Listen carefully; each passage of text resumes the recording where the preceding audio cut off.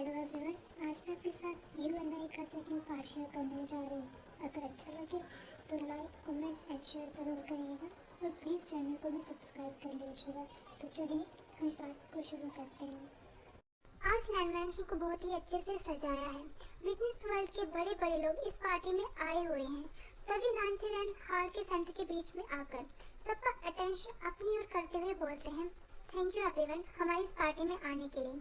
जैसा कि आप जानते हैं कि आज ये पार्टी हमने लान वांगजी के पूरी तरह ठीक होने की खुशी में रखी हुई है। आज के बाद लान वांगजी फिर से अपनी सीईओ की पोजीशन को संभालेगा। लेकिन इस पार्टी को करने का एक और मकसद है, जो कि है एक अनाउंसमेंट। मैं एक और अनाउंसमेंट करना चाहता हूँ। मैं अपने नेफ्यू यानी सीईओ ऑफ लान एम्पायर लान वांगजी की एंगेजमेंट मिस्टर एंड मिसेस शाओमिंग की बेटी शाओफिया से तय करता हूँ। आज इस पार्टी में ये एंगेजमेंट की जाएगी। ये सुनकर पूरा हॉल तालियों से गूंज उठता है। तभी लांचेरैन लान वांगजी और शाओफिया को अपने पास बुलाते हैं। लान वांगजी ब्लैक कलर की टक्सेडो में बहुत ही हैंडसम दिख रहा था, वहीं शाओफिया भी रेड कलर की ड्रेस में बहुत ही ब्यूटीफुल लग रही थी। वो लोग रिंग एक्सचेंज करते हैं और इस सेरेमनी को कंप्लीट करते हैं। सब लोग उनको कांग्रेस करते हैं और इस कपल की तारीफ करते हैं। लेकिन वहाँ जो बाकी गर्ल्स आई हुई थी वो शाओफिया से बहुत ही जेलस फील कर रही थी और उनकी जलन पर नमक तब छिड़क दिया जाता है जब लान वांगजी और शाओफिया को कपल डांस के लिए कहा जाता है। वैसे तो लान वांगजी का मन नहीं था, लेकिन फिर भी उसे जाना पड़ता है। कुछ देर डांस करने के बाद वांगजी खुद को एक्सक्यूज करके पार्टी हॉल से बाहर अपने मेंशन के गार्डन एरिया में चला जाता है। ये गार्डन एरिया बहुत ही शांत है। इसमें वांगजी ने खुद अपने हाथों से कई तरह के फूल लगाए हुए हैं और कुछ बनीज भी पाले हुए हैं। वांगजी का मन जब भी उदास होता है या उसका माइंड डिस्टर्ब होता है तो वो इस गार्डन में आ जाता है और एक तक इन बनीज को आपस में खेलता हुआ देखता रहता है, जो कि उसे भी उसके बचपन का याद दिलाता है, या फिर ये कह लें कि किसी की याद दिलाता है। वांगजी अपने गले में डाले हुए एक लॉकेट को, जो कि उसकी शर्ट के नीचे छिपा हुआ था, उसे निकालकर देखने लगता है। वांगजी के चेहरे पर तो अभी कोई एक्सप्रेशन नहीं दिख रहा था, लेकिन उसकी आंखें बहुत कुछ कह रही थी। तभी उसे किसी के आने की आहट महसूस होती है, तो वो उस लॉकेट को अपनी शर्ट के अंदर डाल लेता है और अपनी ठंडी आंखों से उस आसमान में चांद को देखने लगता है। जो पर्सन वहाँ पर आता है वो और कोई नहीं लान शिचैन थे। वो वांगजी के पास आकर खड़े हो जाते हैं और उनकी नज़रों को फॉलो करते हुए उस ब्यूटीफुल मून को देखने लगते हैं। वो वांगजी से कहते हैं, ये कितना खूबसूरत लग रहा है ना। इस बार वांगजी मून की ओर देखते हुए ही कहते हैं, और अकेला भी। लान शिचैन वांगजी की बात सुनकर वांगजी को देखने लगते हैं, या ये कह लें कि वो वांगजी का मन पढ़ने की कोशिश करें। तभी वो वांगजी से कहते हैं, वांगजी अपनी लाइफ में आगे बढ़ो, अपने आप को एक मौका दो खुश रहने का। कब तक तुम ऐसे अकेले ही जियोगे। शाओफिया तुम्हें बचपन से चाहती है वांगजी, और तुमने खुद देखा है कि इन कई महीनों में उसने तुम्हारा कितना ध्यान रखा है। मैं बस यही चाहता हूँ कि तुम्हारी लाइफ में कोई ऐसा आए जो तुम्हें बहुत प्यार करे, और शायद वो शाओफिया है। वांगजी, मुझे लगता है कि तुम्हें शाओफिया को एक मौका देना चाहिए।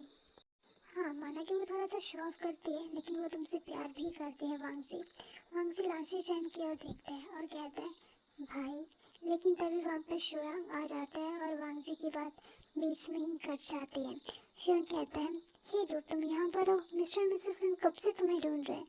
तभी उसकी नज़र लान शिचैन पर जाती है। शिचैन का आप भी चलिए। इसके बाद तीनों मेन हॉल में आ जाते हैं और पार्टी में बिजी हो जाते हैं। एक तरफ वांगजी और उसके अंकल एंड आंट बिजनेस के रिगार्डिंग बात कर रहे हैं, तो शाओफिया उन गर्ल्स से बातें कर रही हैं, क्योंकि ये सब बिजनेस के कारण एक दूसरे से कनेक्टेड हैं, तो सब एक दूसरे से अच्छे से वाकिफ़ हैं। इसलिए शाओफिया उनके साथ बिजी है, या फिर ये कह रहे हैं कि वो उनको चला रही है अपने और वांगजी की बातें करके, कि वो एक दूसरे से कितना प्यार करते हैं। वांगजी ने ही उनकी एंगेजमेंट की रिंग सेलेक्ट करी थी और उनके अब आगे क्या क्या प्लान है। ऐसे वो बातें बढ़ा चढ़ा कर उनको बता रही हैं और वो लोग बिना मन के उसकी बातें सुने जा रही हैं।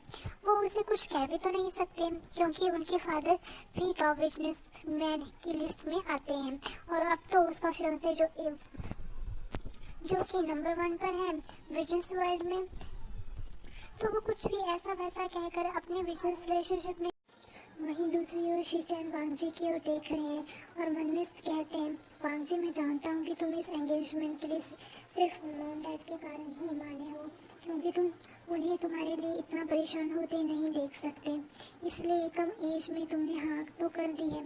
लेकिन तुम कितने हर्ट हो मैं जानता हूँ, तुम आज भी उसे चाहते हो, अब तक उसे ही ढूंढ रहे हो, पर तुम चिंता मत करो, मैं हमेशा तुम्हारे साथ हूँ। अगर तुमने एक दिन उसे ढूंढ लिया तो मैं खुद तुम्हारी एंगेजमेंट तोड़ने में तुम्हारी हेल्प करूँगा। पर अगर इस बीच तुम्हें शौफी से प्यार हो जाएगा तो बहुत धूमधाम से तुम्हारी शादी की जाएगी, लेकिन तुम्हारी शादी तभी होगी जब तुम चाहोगे और जिससे चाहोगे। तभी शीचान के कंधे पर चंचल हाथ रखता और कहता है, क्या हुआ, किस जोश में डूबे हो तुम? शीचान कहते हैं, कुछ नहीं।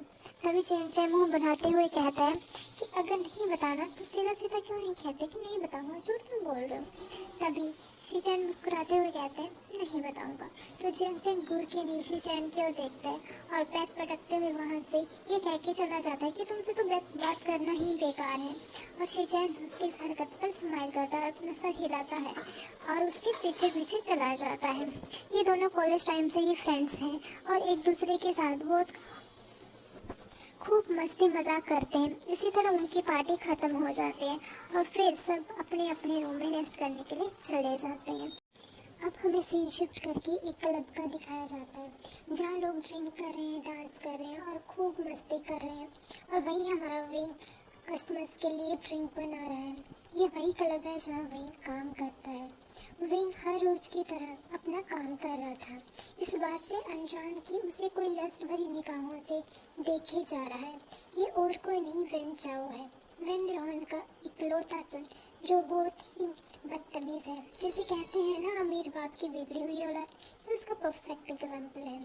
रोज पार्टीज करना, नए लड़के और लड़कियों के साथ नाइट स्पेंड करना इसका शौक है और आज भी इसकी नज़र वेन पर पड़ी है। वेन को ऐसा घूरता देखकर उसका बेस्ट फ्रेंड सुशे उसे पूछता है कि हैंडसम है ना? तभी फैंचाओ उसे गंदी वाली स्माइल देकर कहता है, बहुत। सुशी भी स्माइल करते हुए बोलते हैं, देखा मैंने कहा था कि इस क्लब में चलो, तुम्हें एक सरप्राइज मिलेगा, लेकिन तुम थे जो आ ही नहीं रहे थे। तभी बेंचाओ कहता है, तुम्हें पता है ना कि ये नीमिंजो का क्लब है और मेरी उससे बनती नहीं है। 7 साल पहले हमारे बीच जो हुआ था वो तो तुम्हें याद ही होगा। एक्चुअली 7 साल पहले जब वेंचो 21 साल का था तब उसने नीमिंजे की कज़न के साथ बदतमीजी की थी। नीमिंजे उसकी कज़न वेंचा और सुशी एक ही कॉलेज में जाया करते थे। नीमिंजे की कज़न पर वेंचाओ की गलत नज़र थी और एक दिन मौका पाकर वेंचाओ ने उसकी कज़न के साथ बदतमीजी की, लेकिन सही समय पर आकर नीमिंजे ने अपनी कज़न को सेव कर लिया था और वेंचाओ को काफ़ी मारा भी था। वो तो उस पर केस भी करने वाला था, पर वैन रॉन ने उससे माफ़ी मंगवाई थी और नादानी में की गई इस गलती कहकर बात को रफा दफा कर दिया। हालांकि नीमिंजे के फादर पुलिस कमिश्नर थे, लेकिन वैन रॉन ने भी काफ़ी चालाकी से इस केस को संभाला था और वेंचो को उनसे दूर रहने के लिए कहा था। तब से उसने नीमिंजे और उसकी फैमिली को अवॉइड किया और आज इतने सालों के बाद वो फिर से नी की प्रॉपर्टी में एंटर हुआ है। वेंचो मन में कहता है, पिछली बार तो मैं फादर की वजह से कुछ कह नहीं पाया था और नील मिंजर को जीतने दिया था, लेकिन इस बार इस डायमंड को तो मैं अपने हाथों से नहीं जाने दूंगा और कोई मुझे अब इस बार रोक नहीं पाएगा।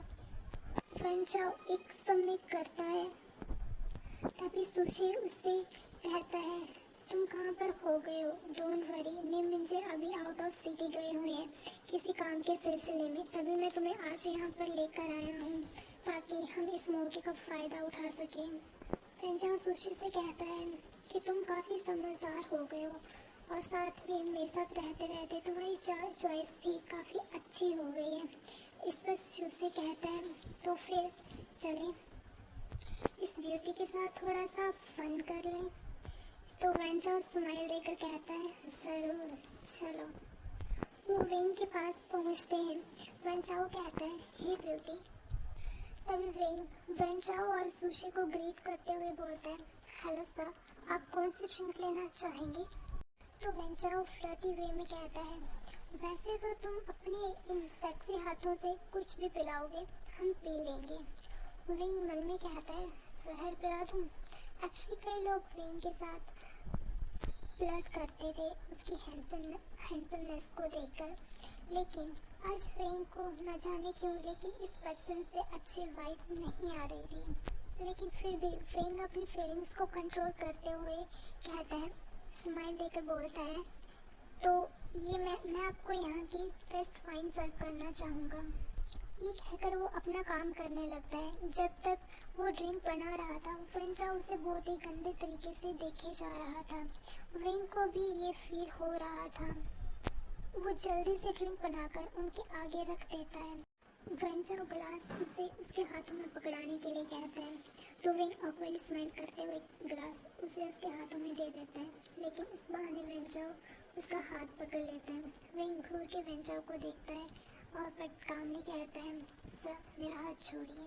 वेंचा वाइन का गिलास नीचे रखकर कहता है, और अगर मैं ना छोड़ूं तो विंग गुस्से से वेंचा की ओर देखता है। इस पर वेंचा कहता है कि तुम गुस्से में भी बहुत खूबसूरत लगते हो, और मन में सोचता है कि मेरी बेड पर मेरे नीचे तो तुम काफ़ी खूबसूरत लगोगे, इतनी कितनी मैं कल्पना भी नहीं कर सकता। फिर वो विंग को कहता है, तुम क्यों ये मामूली जॉब कर रहे हो, मेरे साथ चलो, मैं तुम्हें इतना पैसा दूंगा कि तुम खुद अपना एक क्लब ओपन कर सकते हो, बस तुम्हें अपनी रातें मुझे देनी होगी, यानी कि मेरा बिस्तर गर्म करना पड़ेगा। विंग को ये सब सुनकर बहुत गुस्सा आ रहा था। आज तक लोग उससे फ्लर्ट करते थे और विंग भी कभी कभी फ्लर्ट कर दिया करता था कस्टमर को देखकर, पर ये कस्टमर तो अपनी हद पार कर रहा है। ये सोचकर विंग अपने गुस्से को कंट्रोल करते हुए कहता है, सर लगता है कि आपको इस क्लब के बारे में कोई गलत फहमी हुई है। हमारे क्लब में प्रोस्टिट्यूट नहीं मिलते और मैं जो जॉब कर रहा हूँ उसमें खुश हूँ, मुझे आपकी इस ऑफर की ज़रूरत नहीं है।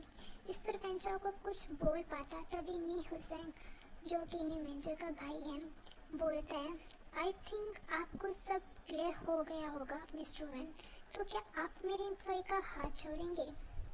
तभी वेंचा और सुशी नी हुसैन की ओर देखते हैं, तो वेंचा ना चाहते हुए भी विंग का हाथ छोड़ देता है। तब मिस हसन कंटिन्यू करते हुए बोलता है, मुझे नहीं लगता कि अब आप यहाँ रुकना चाहेंगे, क्योंकि जो आपको चाहिए उसका धंधा हमारे क्लब में नहीं होता, एंड आई डोंट थिंक कि फ्यूचर में भी आप यहाँ आने में इंटरेस्टेड होंगे। इस पर वेंचा अपना दांत पीसता है, लेकिन फिर कुछ सोचकर एक स्मिक करता है और विंग की ओर देखकर उससे कहता है, ब्यूटी अब मैं यहाँ से चलता हूँ, पर हम जल्दी मिलेंगे, और वो वहाँ से सुशी के साथ चला जाता है। तो गाइस आज के लिए बस इतना ही। मिलते हैं नेक्स्ट एपिसोड में, तब तक के लिए बाय बाय, टेक केयर।